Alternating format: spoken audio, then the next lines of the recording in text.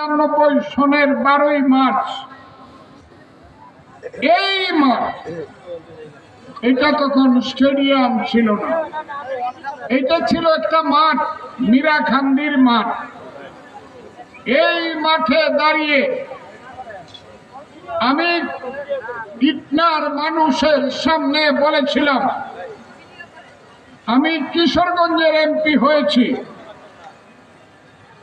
কিশোরগঞ্জের মানুষ এখনো বলে আমি যেন তাদেরকে ছেড়ে না আসি, কিন্তু ইটনাতে আমার নারী পোতা আছে, ভাটি এলাকাতে। আমার মন সবসময় বলে আমি আমার জন্মভূমি জন্মস্থানে ফিরে আসি। ইটনার হাজার হাজার মানুষ সেদিন আপনারা বলেছিলেন, ফজলুর রহমান আপনি আপনার জন্মস্থানে ফিরে আসেন, আমরা আপনার সাথে আছি। নমিনেশন আপনাকে দল দিল কি না সেইটা বড় কথা না, বড় কথা হলো শেষ পর্যন্ত আমরা আপনার সঙ্গে থাকব। সেই কথা আপনারা আমাকে দিয়েছিলেন। আমাকে আমার সেদিনের দল আওয়ামী লীগ দুইটা এলাকাতে নমিনেশন দিয়েছিল, একটা হলো করিমগঞ্জ তারাই, আরেকটা হলো নিক্কি-মানিকপুর।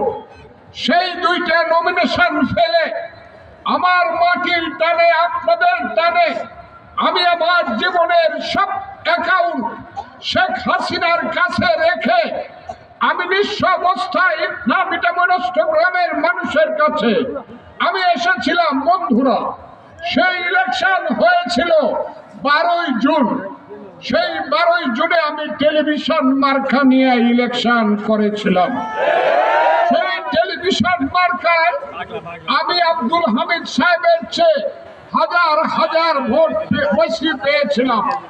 বিজয় মিছিল আমি করেছিলাম।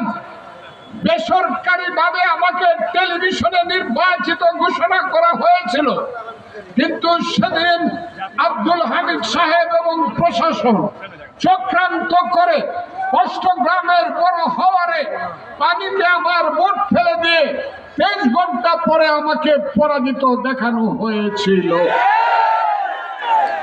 তারপরে পদ্মা, মেঘনা, যমুনা আর আমার দেশে ধলেশ্বরী, ধনু আর কাইমের বালি, নয়ন বালি, মেঘনা দিয়ে অনেক পানি গড়িয়ে গেছে। 31 বছরের জীবন, আমি 47 বছর বয়সে আপনাদের কাছে এসেছিলাম। আজকে আমার বয়স 78। সেই 31 বছর বয়সে অনেক লোক আমাকে ছেড়ে পৃথিবীর থেকে চলে গেছে, অনেক মুরব্বীরা চলে গেছে। সবার নাম নিতে গেলে অনেক সময় লাগবে। আমি তাদের আত্মার মাগফিরাত কামনা করে দোয়া করি, আল্লাহ যেন তাদেরকে বেহেশত নসিব করেন। আমি আপনাদেরকে বলতে চাই, সেই 31 বছরে অনেকেই আমাকে ছেড়েও চলে গেছে, কিন্তু আপনারা যারা এই দেশের কৃষক, শ্রমিক, মেহনতি মানুষ, গরিব মানুষ, সাধারণ মানুষ, ইমানদার মানুষ, আপনারা কোনোদিন আমাকে ছেড়ে যান নাই। আপনারা আমার সাথে ছিলেন এবং আছেন। আমি আপনাদের কাছে বলতে চাই, আমি সেই কারণে কৃতজ্ঞ। আমি বছরের পর বছর আওয়ামী লীগের আমলে দেশে আসতে পারি নাই।